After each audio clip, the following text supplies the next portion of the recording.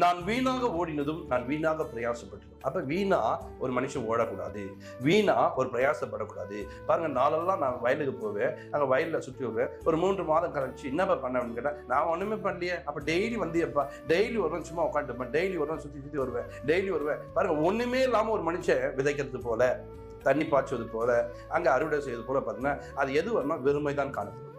இன்றைக்கு நிறைய பேருடைய வாழ்க்கையில் பாருங்க, என்ன செய்கிறாங்களே இந்த நாளில் தெரியாது.